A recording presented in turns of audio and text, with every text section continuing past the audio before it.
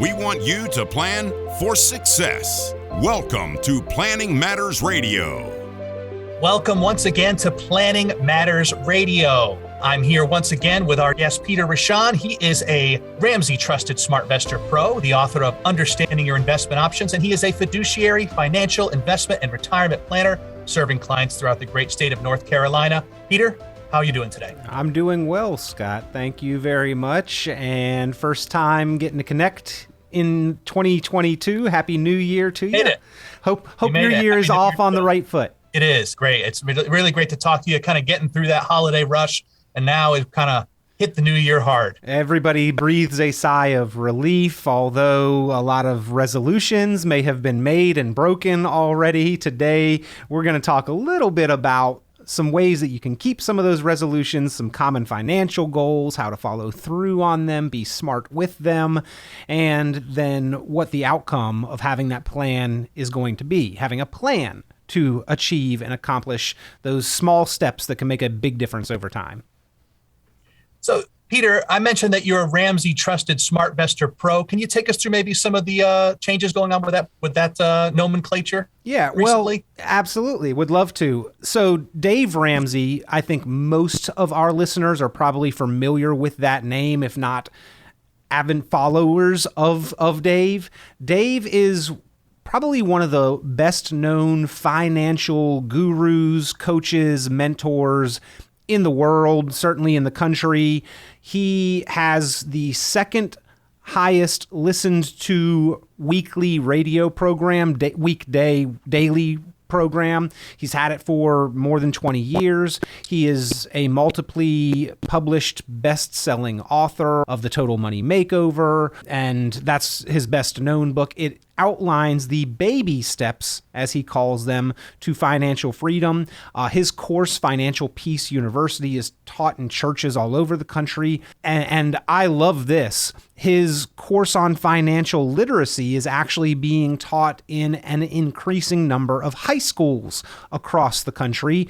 Before the Christmas break, I actually got a chance to go into a local high school here and teach 4 classes. 4 different classes came and went, one class, but to 4 groups of students on the value of saving early and often and the difference between saving and investing. And I hope I made an impact, but I have a whole new appreciation for teachers. Maybe some apologizing to do from back in the day. But the evolution that you mentioned, Scott, is that the nomenclature used to be a Dave Ramsey SmartVestor Pro. It has changed and evolved, and we are now hearing from Dave, from his team, the language of a Ramsey Trusted SmartVestor Pro. And here's the reasoning behind that is that Dave is probably at some point in time thinking about his own retirement. I mean, what good would it be taking retirement advice from a guy that never has the outlook that they want to retire or never retires themselves? Now, as a financial advisor, I caution people to align themselves with an advisor that in all likelihood is not going to retire before they do or during their retirement when they need them the most.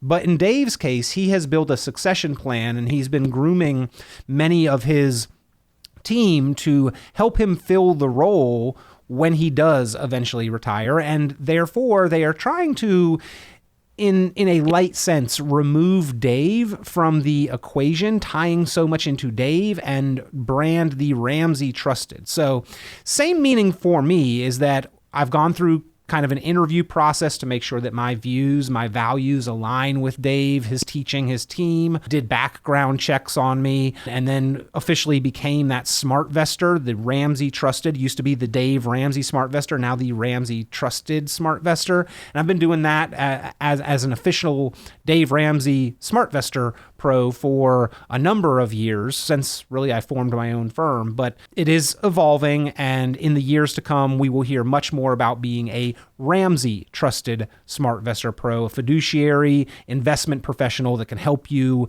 with the managing, the monitoring, and the growth of wealth. Once you kind of get through the Dave Ramsey baby steps, 1 through 3, which is making sure that your foundation is in place and that you're debt-free.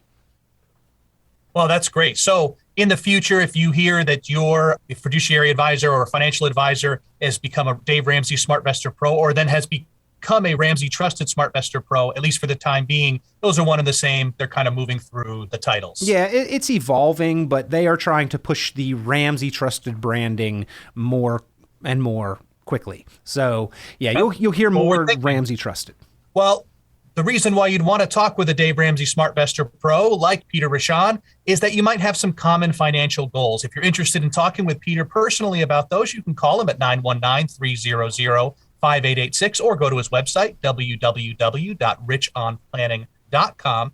Peter, common financial goals, we all have some kind of broad goals that we want to achieve, especially at this time of year. New Year's resolutions are still on our minds and hopefully still active, as you mentioned. Financial speaking, there are many goals that maybe yourself as a planner you would hear about and help your clients with. So what are some of a few of those common goals that folks have?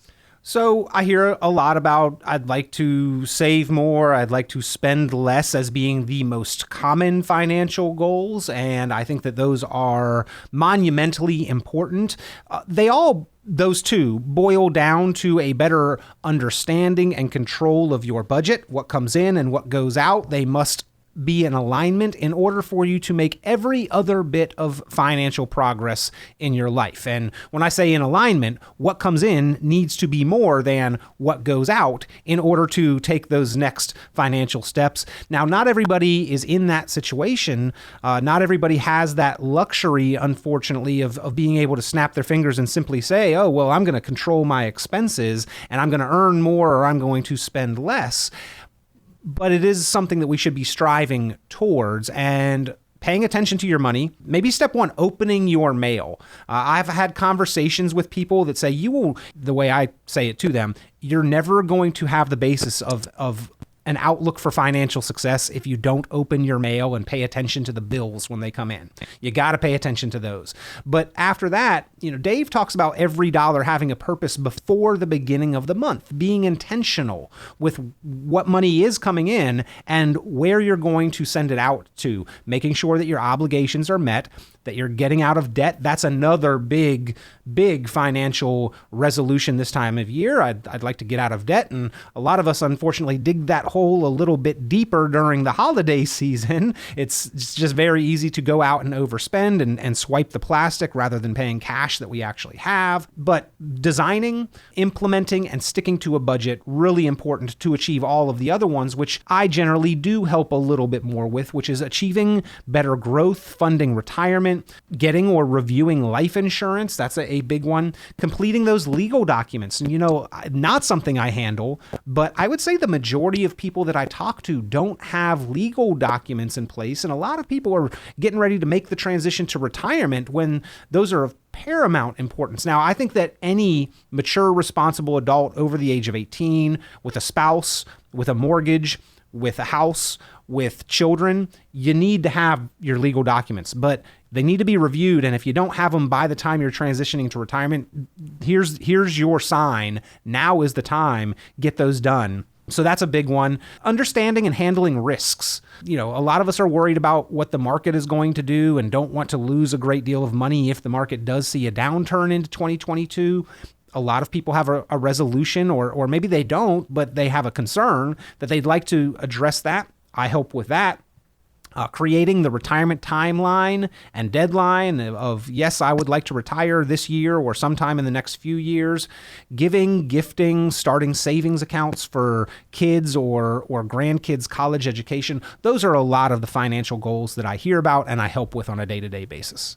Even if you're having fabulous success with your investments and future planning, or if you're having less success in the market or with your investments, if you don't understand how well or how poorly you're doing at any given time, then it's real hard to get a handle. I mean, you mentioned in past episodes, rebalancing your accounts. Even if you're doing really well, you can't just let go of the balloon. If you in that case, you would still need to rebalance things, keep them kind of in the where they're going, just as you would if you were perhaps having a downturn. Yeah, and rebalancing is something that a lot of people forget about and overlook or just don't really understand the importance of. If my allocation for retirement starts off where I want to be 75% at risk, let's say, and then we go through a decade like the last decade where the market has done phenomenally well, I am overexposed to the appropriate level of risk because the risk side of my portfolio has grown. And with 401ks being kind of automatic and out of sight and out of mind, a lot of people don't do that. If you fall into that category, that should be one of your resolutions. I mean, Scott, at the base of it, doing that key rebalancing probably takes the grand sum total of 30 minutes of your time over the course of the year, if you understand what you're doing. Maybe 30 minutes to get educated on what you're doing and why it's important, but 30 minutes then to execute it on it over the course of the year. That's the minimum time that you should be committing to making sure that you are not exposing more of your hard work life savings to the risks of the market than you've found appropriate. And you mentioned like that everybody kind of wants to know where they stack up.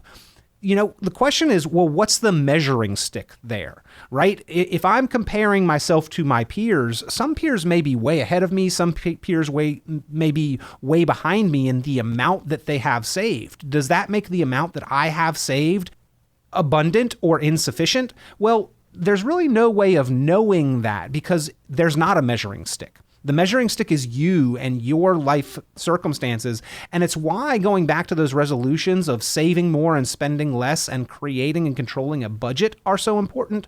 The budget is the mechanism to create the measuring stick. And I may have a completely different budget than my brother or my neighbor or other people in my age group based on how I live my life and what my goals and expectations are and what my bills are and the financial situation that I've put myself into or created for myself. So we really need to get an understanding that in order to achieve these financial goals, it's sitting down and just learning more about ourselves, being introspective and self-reflective about who we are and our behaviors with money that we've created, the relationship that we have with money, and how to be the owner of that situation and the master and in control of the money that we are able to create.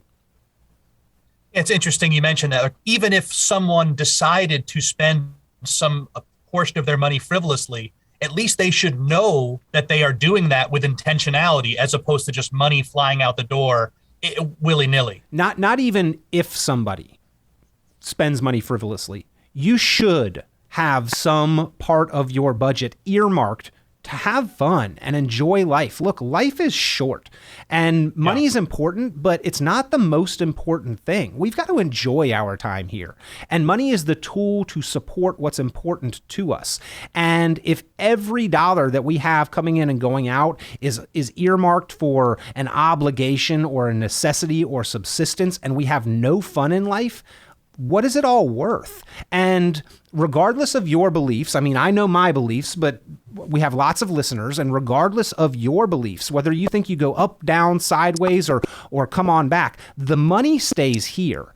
And to spend so frivolously that you run out of money or outspend your ability to earn, that's a bad situation. But almost equally as bad and sad is those that pass away with a pile of money and this long unfulfilled bucket list, right? We've got to strike a balance there. So within that budget, there should be a section earmarked after your obligations, after your subsistence of, I'm going to enjoy my life and have a little fun. And here's my allowance that I am allowing myself that will keep me between the ditches and between the gutters, the guide rails that will keep me making forward progress, but still allow me to have that fun that life is really about.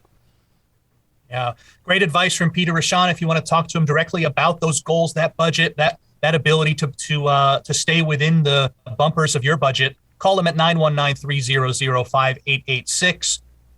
We made it. It's 2022, Peter. I can't believe it's finally here. What do we have to look forward to from a financial planning standpoint in this year of 2022? Low interest rates maybe creeping up a little higher, inflation, market volatility, taxes. I think those are going to be the leading stories of 2022. I do want to go back just for a moment and talk about the word budget.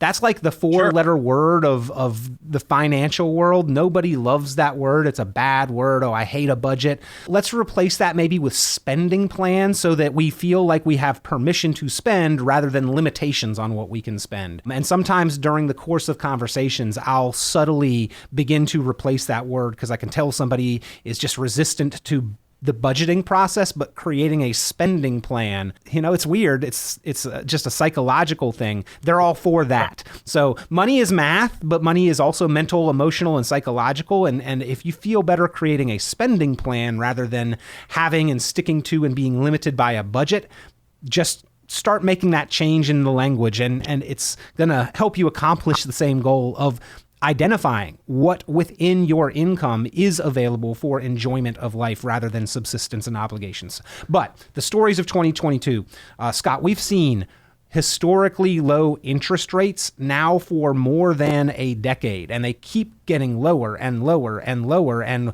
geez, where is the bottom? And globally, there were actually places where if you wanted to keep your money safe, you paid for that privilege. There were negative interest rates being issued internationally. Now, the US never got there, but I know my savings account was like 0.01% interest, pennies on the dollar over the course of the year, next to nothing. Thankfully, for savers, interest rates are probably going to begin to increase. Now, here's the kicker.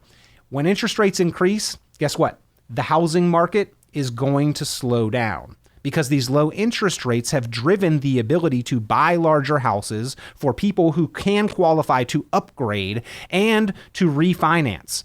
And the housing market is a big driver and a leading indicator of the economy as a whole.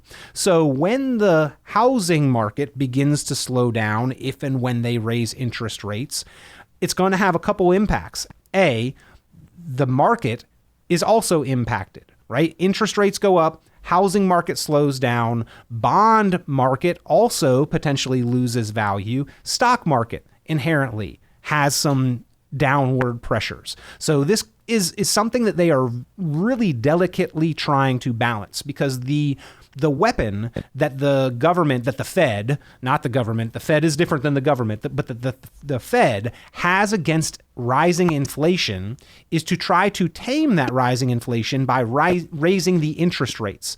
But raising the interest rates has an inverse effect on bond values and on the speed and the velocity of the housing market, which are two major drivers of the economy. By the way, the bond market dwarfs the size of the stock market. We hear all about the stock market all day, every day, but the bond market is about 4 times the size of the stock market. And so those things are going to be factors that I pay attention to as I am helping clients to make financial decisions for 2022 and the year to come. Inflation plays a part in that. I don't think that we have even begun to see the end of the story with inflation. I talk to a lot of people that have jobs and occupations that are in various parts of the supply chain in different industries. And unfortunately, we're, I think, just the tip of the iceberg on the full story, scope, and size of this inflation. Hopefully we can slow that down, but what that's probably going to take is rising interest rates. And if you have debt, that's not going to be in your favor. If you have savings, it may work well for you in one aspect, but it may have some side effects as well.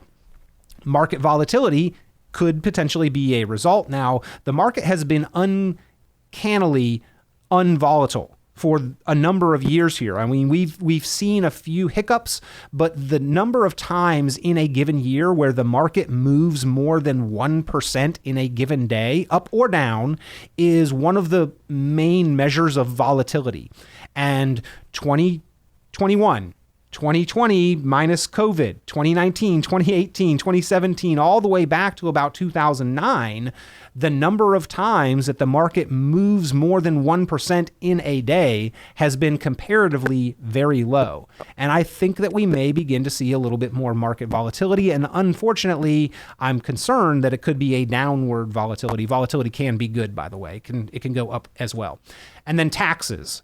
We know some of the story of the future of taxes, and it doesn't look good. So I'm doing a lot of proactive planning for my clients. I did it last year. I'm doing it this year. I'm doing it for several years. But in 2026, tax rates will go up, and included in the infrastructure bill and the Build Back Better bills and proposals and the language that is coming out of future things to come, a lot of the opportunities to better control our taxes into the future and minimize what impact these changes have on us could be going away. So proactive planning for your tax, because keeping more of your money is just as effective as shooting for higher returns, but with a lot less risk involved. So let's be efficient with those taxes as well. Peter, what does it make you feel, or what, in your professional opinion, what does it make you think when kind of the current events in the news that we're seeing don't seem to line up with market performance that we're seeing at a given time? You mentioned that the market has been steady, and yet the world seems to be unsteady. Where is that incongruency coming in? Is that something to be concerned about? Is that something to be glad about? What do you think? Well, part of the problem, Scott, is that the news, their number one job isn't to report the news. It is to gain viewership, right? The number one job in Washington is that the politician's main job is to get reelected. The number one problem with the news that we receive is that their job is to generate revenue for the news station or the news media outlet. So bloodshed sells.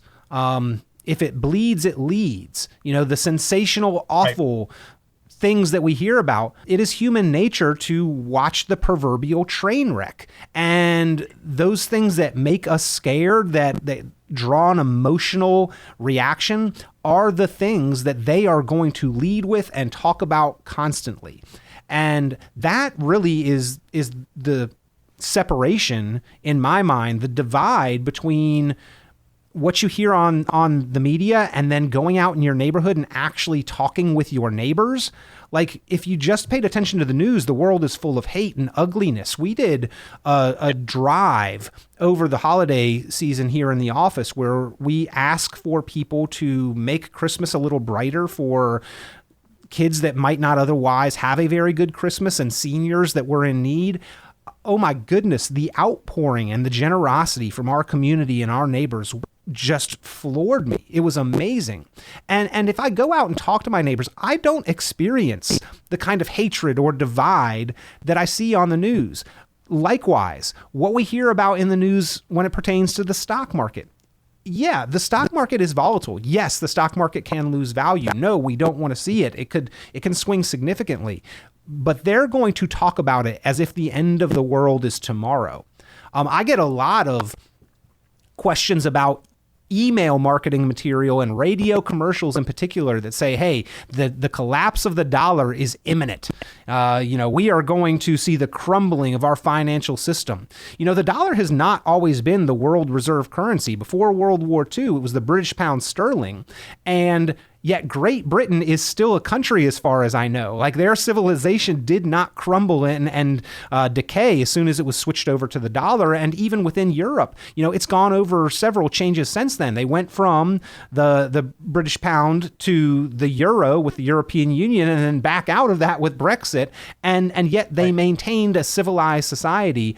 Look, I don't think that we're going to lose our status as the world reserve currency in the imminent, immediate future. Could it happen? Potentially. But all of this marketing material acts as though it's going to happen tomorrow and the solution is to buy gold. Now, nothing wrong with gold. I own a little bit of gold in a couple different forms.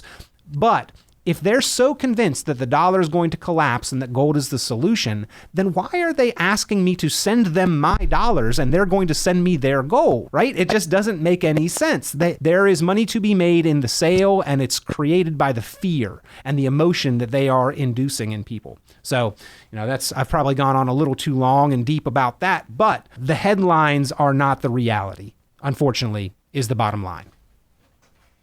919-300-5886 for more smart things like that from Peter Rashan if you want to talk to him directly. Peter, this time of year, a lot of people are focusing on their resolutions. It's kind of a time to reset, refocus, reflect. So this might be the time of the year where someone is the most receptive to kind of advancing their financial situation in a positive way. What are some ways that people can stick to these financial resolutions that they make at this time of year? So I don't know if you've ever heard the acronym SMART, but your resolution should be SMART: specific, measurable, attainable, realistic, and timely. Specific. There is a certain thing, not this grandiose kind of idea, but a very specific thing that you want to achieve.